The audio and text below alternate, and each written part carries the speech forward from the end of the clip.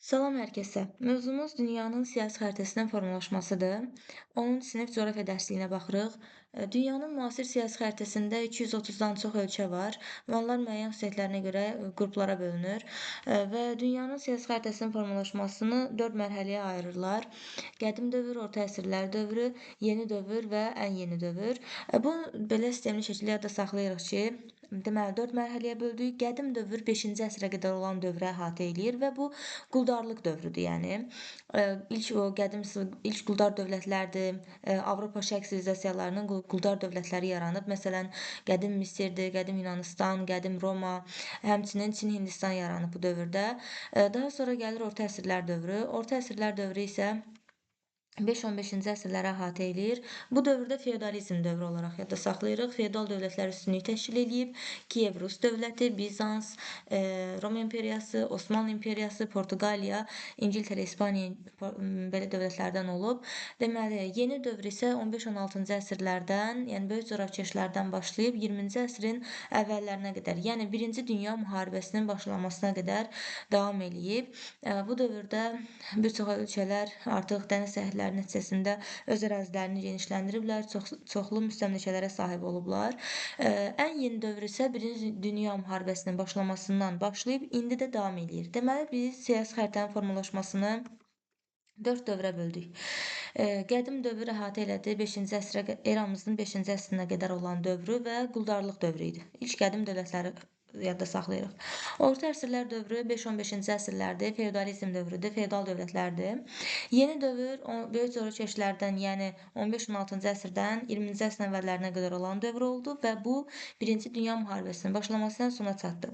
Deməli, quldarlıq, feodalizm və böyük coğrafyakeşlərdən 20-ci əsrin əvvəllərinə qədər, yəni 1-ci Dünya müharibəsinə qədər olan dövrdür. Ən yeni dövr isə dedik ki, 1-ci Dünya müharibəsindən başlayıb indiyə qədər davam etdiyinə görə onu da bir neçə yarım mərhələyə bölüblər. Çünki çox mühüm siyasi hadisələr baş verib bu dövrdə. Deməli, buna 4 mərhələyə ayırıblar. Burada 20-ci əsrin birinci yarısı, yəni belə deyək, 40-cı illərə qədər, 1940-cı illərə qədər nə baş verib? Təbii ki, 1-ci Dünya müharibəsi və Rusiyada oktyabr inqilabı ən mühüm hadisələrdir burada. Deməli, 1914-1918-ci illərdə baş verib 1-ci Dünya müharibəsi. Bu əsas məsələlərdir burada. 20-ci əsrin 40-50-ci illərindən 1960-cı illərə qədər olan mərhələ, yəni ikinci mərhələ 2-ci Dünya müharibəsinə ilə əhatə eləyir və sosializm sistemi yaranıb, Almaniya bölünüb. Bilirik ki, 2-ci Dünya müharibəsi 1944 41-45-dir. Bu 45-ci ildə Almaniya ərazisi belə deyək də, yəni ABŞ, Amerika ilə Rusiya SSR, yəni birləşmişdi Almaniyaya qarşı və qalib olmuşdu. Almaniya ərazisi bölünmüşdü iki yerə. Almaniya Demokratik Respublikası və Almaniya Federativ Respublikası olmaqla və orada həmin vaxtda Berlin divarı çəkilmişdi. Daha doğrusu 1961-də çəkildi o. Yəni həmin dövrdə yəni bölünmə baş vermişdi. 2-ci Dünya müharibəsi nin sonunda və bu hadisələr deməli bu zaman baş verib sosializm sistemi yaranıb. Daha sonra isə baxırıq 20-ci əsrin 60-80-ci illərini əhatə edən 3-cü mərhələyə. Bu dövrdə nə olub? Müstəmləkə sistemi dağılıb. Bu Asiya və Afrikanın əksər ölkələri siyasi müstəqillik əldə eləyib. Ümumiyyətlə bu 60-cı illərdə Afrikanın əksər ölkələri artıq siyasi müstəqillik əldə etmək istəyirdi və bir sıra ölkələr müstəqillik əldə etdi.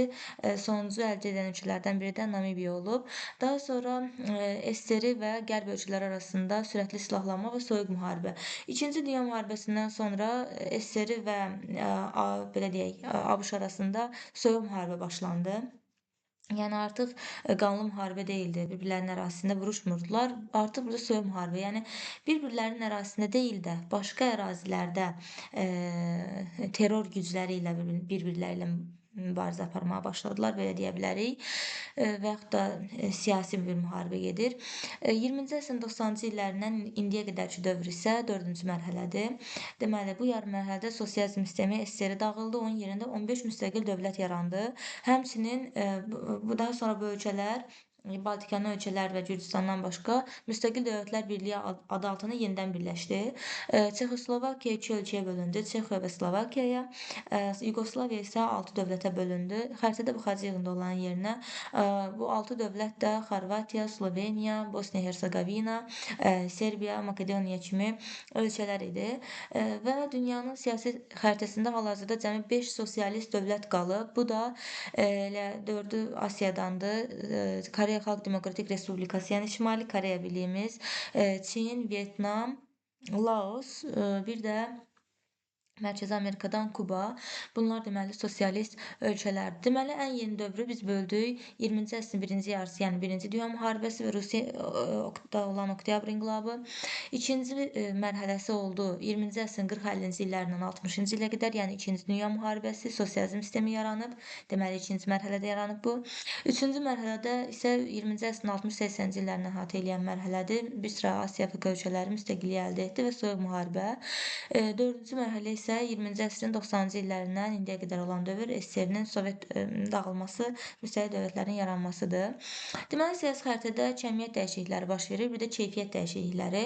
Kəmiyyət elə adı üstündə, yəni əgər müharibə nəticəsində ərazi zəbt olunubsa və yaxud da ərazi işğaldan azad olunubsa, sonra ərazi əgər ölkələr könüllü birləşdiribsə ərazilərini və yaxud da parçalanıbsa, çöldə torpaq güzəştləri ola bilər, su ərazisini qurudub ərazini böyütmək ola bilər, yeni kəşf olunan ərazilərin ölkəyə birləşdirilməsi ola bilər. Bu kəmiyyət dəyişiklikləridir. Keyfiyyət isə elə bu da keyfiyyət dəyişməlidir. Yəni ərazinin sahəsində bir dəyişiklik olmur, keyfiyyətdə olur dəyişiklik. Məsələn, müstəmləkə müstəqillik əldə eləyir. Dövlət idarəetmə forması, inzibati ərazi quruluşu dəyişə bilər.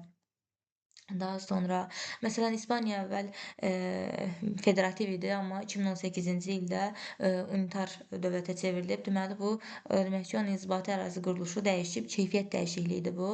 Daha sonra ittifaq təşkilatların yaranması, əməkdaşlıq etmək təşkilatlarla və iqtisadi, mədəni, sosial inkişafdır. Dünyanın 7 ölkəsində dəniz sahillərinin qurudulması işi geniş miqyas alıb. Bu hansıdır?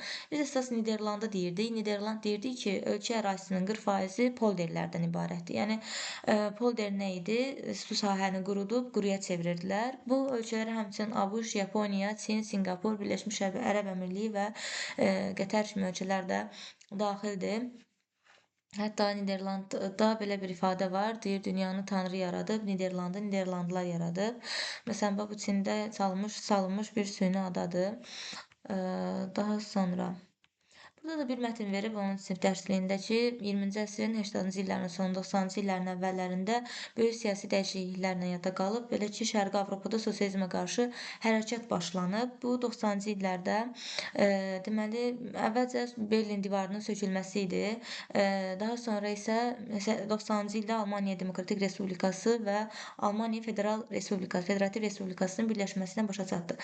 Çünki Almaniya ərazisi iki yerə bölünmüşdü. Berlin divarı ilə də sərhəd çəkmişdilər ki, insanlar bir yerdən digər yerə getməsinlər. Yəni bu şərqdə olan, Berlinin şərqində olan Almaniya Federativ Respublikası bu elə bir ki, sosialist rejimidir burada.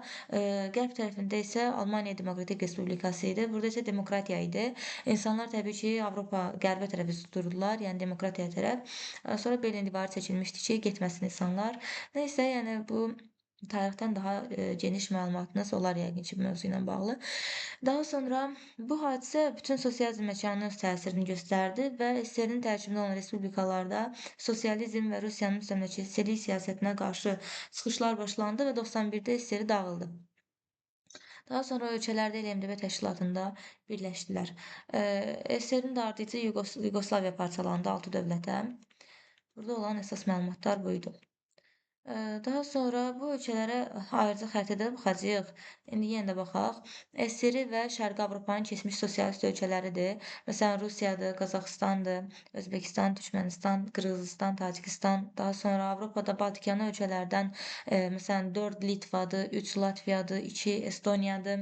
Daha sonra Belarusiya, Ukrayna, Polşa, daha sonra Çexiya, Macarıstan, daha sonra Daha doğrusu 10 Slovakiyadır, 11 Macarıstandır, 5 Xorvatiya, 12 yəni yazılan yer 5 Sloveniya, 12 Xorvatiya, 13 Bosniya-Hersegovinadır.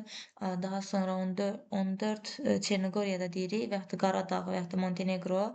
Daha sonra 16 Albaniya, 17 Şimali Makedoniya, 15 isə Serbiya, 18 Bolqarıstan, 19 Rumıniya, 20 isə Moldova ölkələridir. Bunlar da dedik. Daha sonra ölkələrin geosiyasi mövqeyi məsələsinə baxaq. Ümumiyyətlə, ölkələrin mövqeyi 3 baxımdan qiymətləndirilir: fiziki, iqtisadi və siyasi. Fiziki mövqe odur ki, ölkə, yəni materik və okeanlara, dağ və düzənliklərə nəzərən mövqeyidir. Məsələn, Azərbaycanın fiziki coğrafi mövqeyi Azərbaycan dağları ilə əhatə Qafqaz regionunda belə deyək yerləşir. Xəzər dənizi sahilindədir. Daha sonra iqtisadi coğrafi mövqe ölkə ərazisindən keçən əsas nəqliyyat yollarıdır. Məsələn, Azərbaycan ərazisindən böyük İpək yolunun keçməsi və yaxud da ölkənin dənizə çıxışı varsa, bu mühüm faydalı qazıntı yataqlarına yaxındırsa, bu onun iqtisadi coğrafi mövqeyini göstərir. Siyasi coğrafi mövqeyi isə ölkələrin dövlətlərarası siyasi münasibətlər sistemindəki mövqeyidir. Yəni siyasi mövqe deyəndə təkcə ölkənin siyasi məsələlərdəki mövqeyindən getmir söhbət. Burada kulturoloji amillər də mühüm rol oynayır. Məsələn, əgər ölkənin belə deyək, məsələn, Türkiyə bu baxımdan mövqeyini daha da gücləndirib, daha çox belə deyək, tarixi və öz hərbi gücünü nümayiş etdirən filmlər çəkir. Ona görə də belə deyək, daha çox artıq kulturoloji baxımdan, mədəni baxımdan özünü tanıdır. Həmçinin müharibələrə olan yanaşmalarında da bunu görürük. Deməli, qlobal miqyasda siyasi coğrafi mövqe geosiyasi mövqe adlanır və bunun əsas amili iqtisadi gücdür, yəni ümumdaxili məhsulun həcmi, hərbi gücdür təbii ki və təbii resursların, yəni təbii ehtiyatların həcmidir. Digər amil nədir? Siyasi təsir dairəsi, ölkə daxili sabitlik, vətəndaşların sağlamlığı isə digər amillərdir. Yəni əsas məsələ iqtisadi gücün olmasıdır, hərbi gücdür və təbii resursların həcmidir. Daha sonra bu mövzunun ayrıca videosunu qeyd etmişəm. Bunu burada saxlayaq.